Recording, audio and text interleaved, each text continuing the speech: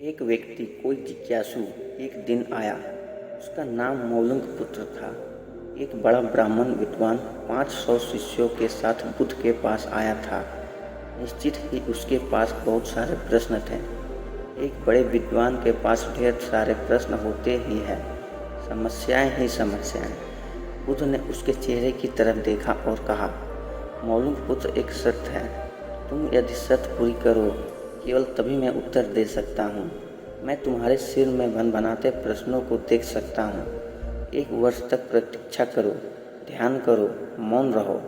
जब तुम्हारे भीतर का शोरगुल समाप्त हो जाए, जब तुम्हारी भी बातचीत रुक जाए, तब तुम कुछ भी पूछना और मैं उत्तर दूंगा। यह मैं वचन देता हूँ। मौलुंग पुत्र कुछ चिंतित हुआ। 1 वर्ष, केवल मौन रहना, और तब यह व्यक्ति उत्तर देगा। और कौन जाने कि वे उत्तर सही भी है या नहीं। तो हो सकता है 1 वर्ष बिल्कुल ही बेकार जाए। इसके उत्तर बिल्कुल व्यर्थ भी हो सकते हैं। क्या करना चाहिए? वह दुविधा में पड़ गया। वह थोड़ा झिझक भी रहा था। ऐसी शर्त मानने में इसमें खतरा था। और तभी बुद्ध का एक दूसरा शिष्य सारिपुत्र जोर से हंसने लगा। वह वहीं पास में ही बैठा था। एकदम खिलखिलाकर हंसने लगा।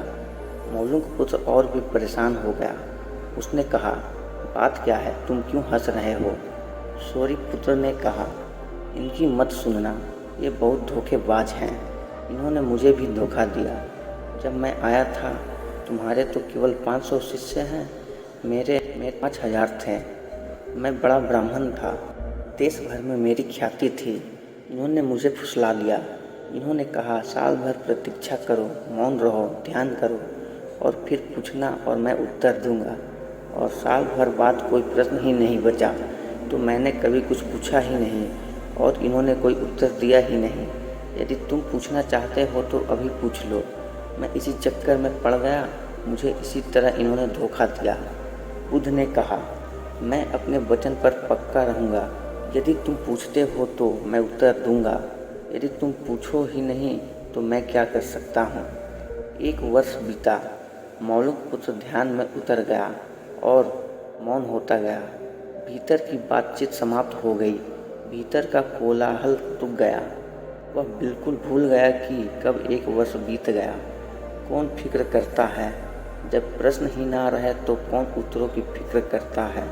एक दिन अचानक बुद्ध ने पूछा, यह वर्ष का अंतिम दिन है। इसी दिन तुम 1 वर्ष पहले यहाँ आए थे, और मैंने तुम्हें वचन दिया था कि 1 वर्ष बाद तुम जो पूछोगे मैं उत्तर दूंगा। मैं उत्तर देने को तैयार हूँ। अब तुम प्रश्न पूछो। मौलुंग पुत्र हंसने लगा और उसने कहा, आपने मुझे भी धोखा दिया। वह सारिपुत्र ठीक कहता था। अब कोई प्रश्न ही पूछने के लिए नहीं रहा, तो मैं क्या पूछूं? मेरे पास पूछने के लिए कुछ भी नहीं है। असल में यदि तुम सत्य नहीं हो तो समस्याएं होती है और प्रश्न होते हैं। ये तुम्हारे झूठ से पैदा होते हैं। तुम्हारे स्वप्न, तुम्हारी नींद से वे पैदा होते हैं। जब तुम सत्य, प्रामाणिक, मौन, समग्र होता हो, वे तिरोहित हो जाते हैं। मेरी समझ ऐसी है कि मन की एक अवस्था है जहाँ केवल प्रश्न होते हैं, और मन की एक अवस्था है जहाँ केवल उत्तर होते हैं, और वे कभी साथ साथ नहीं होते। कभी तुम यदि अभी भी पूछ रहे हो तो तुम उत्तर नहीं ग्रहण कर सकते। मैं उत्तर दे सकता हूँ, लेकिन तुम उसे ले नहीं सकते। यदि तुम्हारे भीतर प्रश्न उठने बंद हो गए हैं तो मुझे उत्तर देने की कोई ज़रूरत नहीं है। तुम्हें उत्तर मिल जाता है। किसी प्रश्न का उत्तर नहीं दिया जा सकता है। मन की एक ऐसी अवस्था उपलब्ध करनी होती है जहाँ कोई प्रश्न नहीं उठते। मन की प्रश्न रहित अवस्था ही एकमात्र उत्तर है। यही तो ध्यान की पूरी प्रक्रिया है। प्रश्नों का गिरा देना, भीतर चलती बातचीत को गिरा देना। जब भीतर की बातचीत रुक जाती है तो ऐसा असीम मौन छा जाता है। उस मौन में हर चीज़ का उत्तर मिल जाता है। हर चीज़ सुलझ जाती है।